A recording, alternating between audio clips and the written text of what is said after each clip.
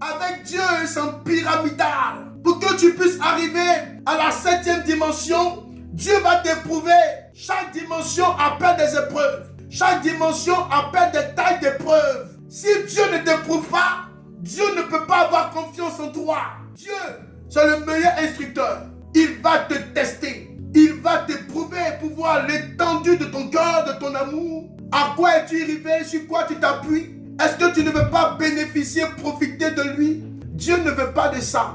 Plus tu t'abandonnes, plus ton cœur est ouvert, plus tu es cette personne qui est enracinée. Plus tu t'abandonnes à avoir une communion profonde, plus tu es enraciné avec Dieu. C'est à cette dimension que je veux t'amener. La prière n'est pas un rituel. Quand tu pries, ça ne devrait pas être un rituel. Il y a des personnes qui prennent des décisions. Chaque jour, il faut que je prie. Tu fais très bien de prier. Très bien de prier. Mais sache que ce n'est pas parce que tu pries que Dieu est avec toi. Non. Non. C'est pour cela que je dis que ce n'est pas un rituel. Parce que la prière selon le cœur de Dieu est plus que ça. La prière selon le cœur de Dieu, ce n'est pas un rituel, mais c'est une relation. Quand c'est une relation, ça vient de toi-même. Quand c'est une relation, on ne t'oblige pas. Quand c'est une relation, on ne te force pas. Quand c'est une relation, tu n'attends pas le cachet de quelqu'un pour être autorisé à y accéder. Ça vient de manière volontaire, parce que tu aimes Dieu. La prière, parce que tu aimes Dieu. Quand la prière est une obligation, parce que tu veux avoir une bénédiction, tu vas profiter de Dieu.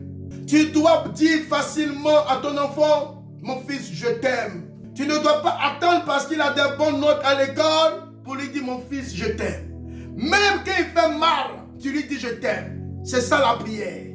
Ça doit venir de manière volontaire. De manière volontaire. Et quand tu rentres dans la présence, tu t'abandonnes. Tu vois l'étendue de Dieu. Tu vois l'éclat de Dieu. Tu vois sa puissance. Et pendant que tu le pries, tu ne lui demandes même pas de l'argent. Tu ne lui demandes même pas du travail. Tu ne lui demandes rien que de l'amour. Tu ouvres ton cœur et tu dis au Seigneur que je t'aime. Je veux grandir en toi. Je veux grandir en ta présence. Ces genres de prières, ce sont des prières explosives. Dieu ne badine pas avec ça. Si ta prière est rituelle, arrivé à un certain moment, tu vas sentir de la lourdeur. Tu pries parce que tu as des blocages. Tu pries parce que tu as peur de mourir. Tu pries parce que tu veux avoir la faveur de ton patron. Tu pries parce que tu veux avoir ton visa pour voyager. Tu pries parce que tu veux avoir une ouverture, être béni. Dieu connaît l'étendue de ton... Tu ne peux pas cacher ton cœur à Dieu. Plus ta communion est profonde, d'où l'intimité, plus ta vie spirituelle prendra de l'ampleur. Plus ton intimité a des racines qui vont au très fond de la terre, plus ta relation avec Dieu est renouvelée. Ce niveau, c'est le niveau de l'onction. Quand tu es dans ce niveau, que tu pries Dieu, que tu demandes à Dieu de guérir un malade, Dieu guérit. Parce que ce niveau, il faut payer le prix. Tu ne peux pas tricher avec Dieu. Aujourd'hui, l'Esprit de Dieu est répandu sur tout le monde. Peu importe ton niveau, peu importe ton pays, peu importe là où tu m'écoutes. Si tu te disposes, l'onction de Dieu va venir sur toi. Si tu te disposes, la main de Dieu va venir sur toi. L'ombre de l'Éternel, comme l'ombre, est venue sur Marie. Et Marie fut enceinte par la vertu du Saint-Esprit. Marie, pourquoi? Parce qu'elle était disposée. Il faut te disposer. Fuis le mal.